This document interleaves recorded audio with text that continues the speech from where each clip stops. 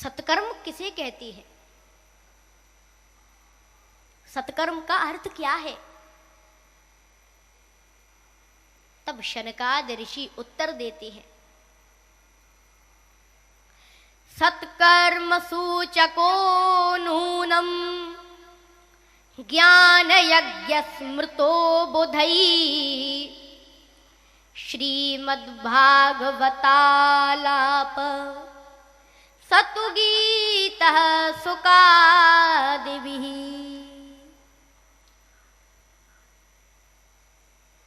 हे नारद, सत्कर्म का अर्थ है ज्ञान यज्ञ, और ज्ञान यज्ञ है श्रीमद् भागवत महापुराण की कथा। एक यज्ञ तो वो होती है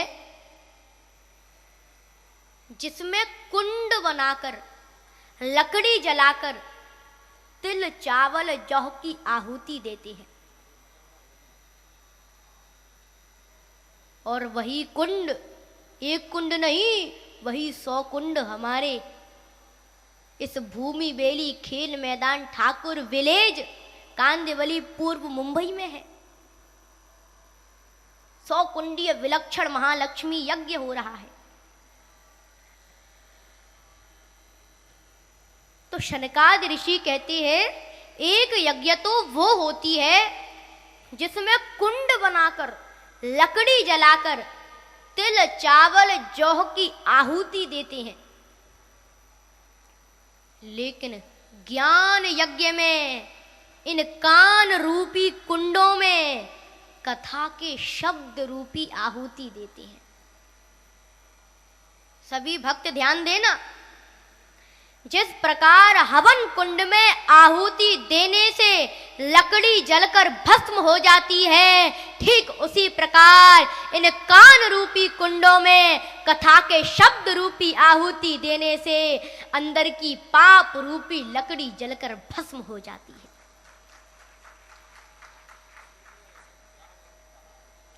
इसीलिए इसे ज्ञान यज्ञ कहा है।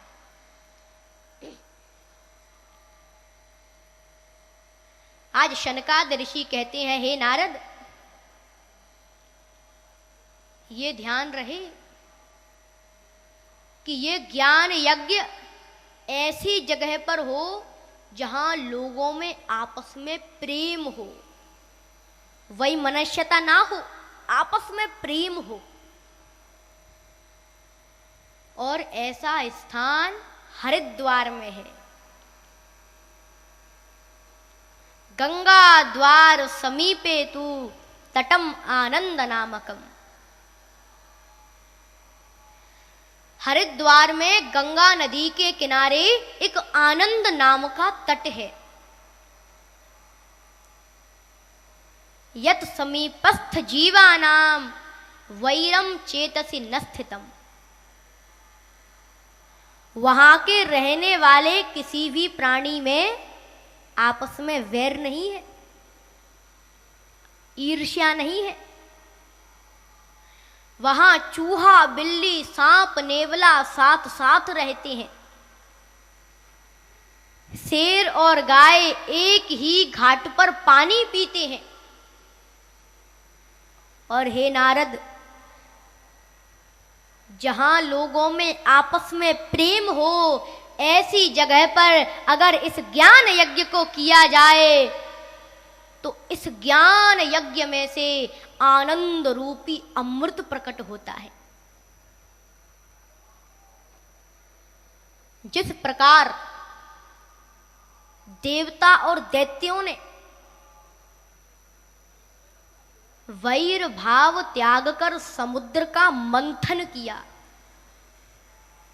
वैर भाव त्याग कर समुद्र का मंथन किया, तो उसमें से अमृत प्रकट हुआ। ठीक उसी प्रकार हम सब श्रोतागण, भक्तगण, व्यवस्थापक भाई आपसी वैर भाव को त्याग कर जब इस कथा को सुनेंगे, तब इस पुराण रूपी समुद्र में से आनंद रूपी अमृत प्रकट होगा, उसे पीकर हम सब कृष्ण के प्रेमी बन जाएंगे, श्री कृष्ण की गोपियां बन जाएंगे।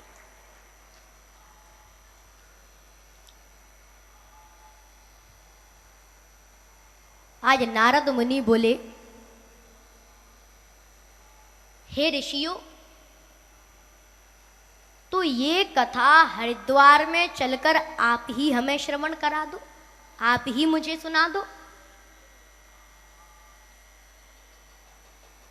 तब शनकाद ऋषि बोले, हे नारद, हम ये कथा तुम्हें श्रवण नहीं करा सकती हैं। क्यों? क्योंकि जितनी देर में एक गाय का दूध निकाला जाता है, हम उतनी ही देर तक एक जगह रुक सकते हैं। और भागवत की कथा तो 10 घंटे एक ही जगह बैठकर 7 दिन तक कहनी पड़ती है।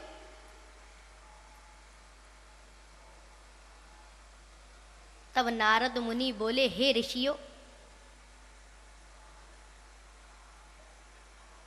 मुझे भी दक्ष का श्राप लगा है।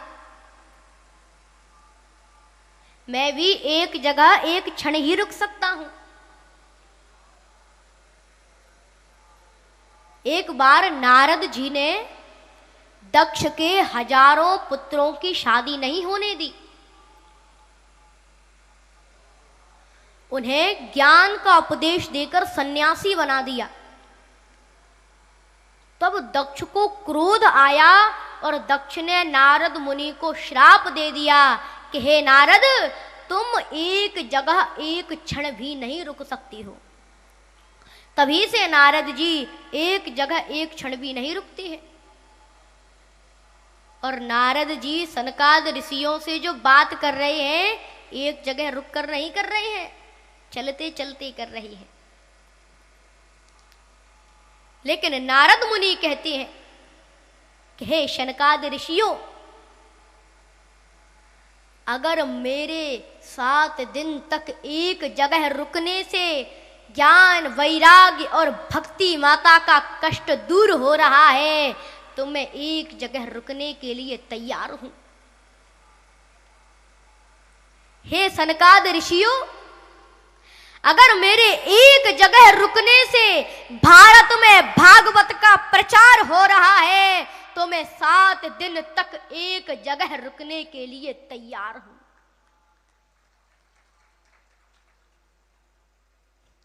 जब यमराज इस मनुष्य के गले में फंदा डाल देता है, तब ये जीवन भर के लिए रुक जाता है।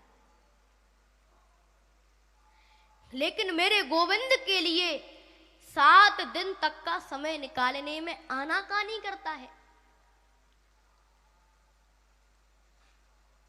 इसीलिए ध्यान रखना, जिंदगी जब तक रहेगी फुर्सत न होगी काम से। कुछ समय ऐसा निकालो, प्रेम कर लो राम से। कुछ समय ऐसा निकालो, प्रेम कर लो राम से। आज नारद मुनि की निष्ठा और उनके प्रेम को देखकर सनकाद ऋषियों ने गो दोहन का नियम तोड़ दिया। क्योंकि नियम तो चाहे हम कभी भी बना सकते हैं, लेकिन अपने नगर में व्यवस्था बनाकर व्यास जी को बुलाकर कथा चाहे तब नहीं सुन सकते हैं।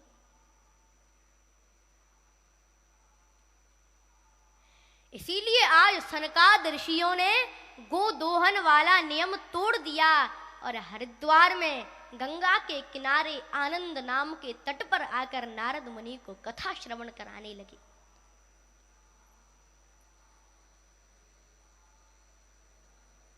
शनकाद ऋषि कहते हैं, हे नारद, सदा सेव्या श्रीमद्भागवती कथा यस्याह श्रवण मात्रेण हरिश्चित्तं समाश्रयेत्।